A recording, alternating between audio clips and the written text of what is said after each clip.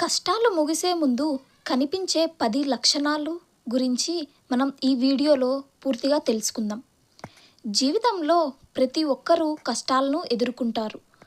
కానీ ఒక మంచి విషయం ఏమిటంటే కష్టాలు శాశ్వతం కాదు. అవి ఒక దశ మాత్రమే.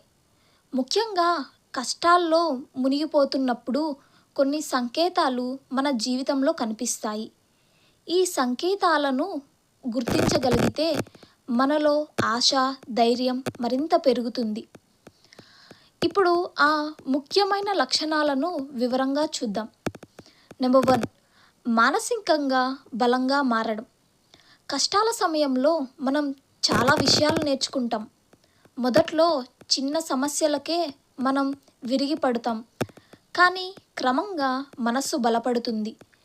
కష్టాలు ముగిసే ముందు మనం సమస్యలను భయపడకుండా ఎదుర్కొనే స్థితికి వస్తాం.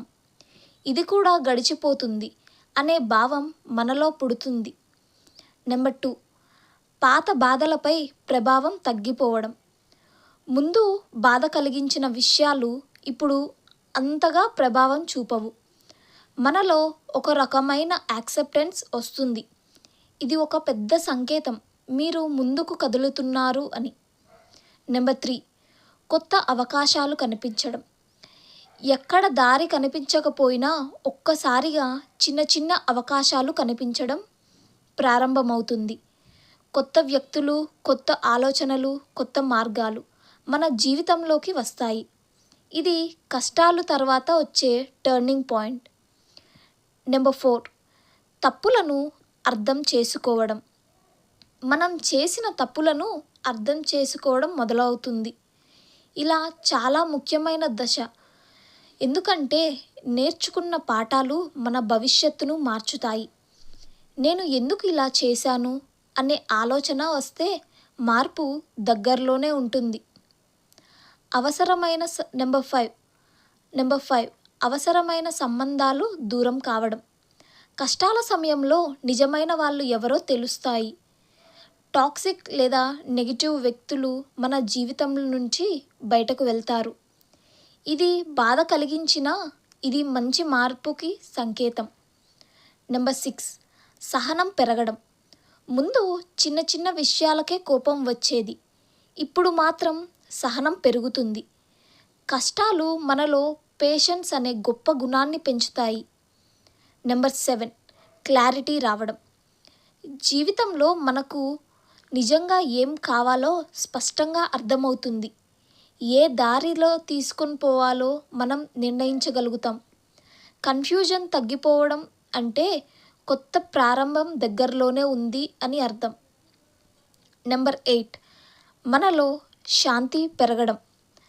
బయట పరిస్థితులు మారకపోయినా మనలో ఇన్నర్ పీస్ అనేది పెరుగుతూ ఉంటుంది. ఇది చాలా పవర్ఫుల్ సైన్స్. మనస్సు ప్రశాంతంగా ఉంటే కష్టాలు మునిగిపోతున్నాయనే సంకేతం.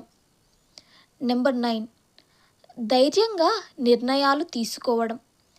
ఇంతకాలం భయంతో వెనక్కి తగ్గిన మనం ఇప్పుడు ధైర్యంగా నిర్ణయాలు తీసుకోవడం ప్రారంభిస్తాం. ఇది గ్రోత్ యొక్క స్పష్టమైన లక్షణం. నెంబర్ 10, జీవితంపై కొత్త ఆశ పుట్టడం. అంతా అయిపోయింది అనుకున్న సమయంలో కూడా మనలో ఒక చిన్న ఆశ వెలుగుతుంది. ఈ ఆశే మన జీవితాన్ని తిరిగి నిర్మిస్తుంది. ఇంకా మంచి రోజులు వస్తాయి అనే నమ్మకం వస్తే కష్టాలు ముగిసే దశలో ఉన్నారు అని అర్థం. కష్టాలు మనల్ని బలహీనులను చేయడానికి రావు. మనల్ని బలమైన వ్యక్తులుగా మార్చడానికి వస్తాయి. కష్టాలు ముగిసే ముందు ఈ సంకేతాలు కనిపిస్తే అది మీ జీవితంలో ఒక కొత్త అధ్యాయం ప్రారంభం అవుతుందని అర్థం.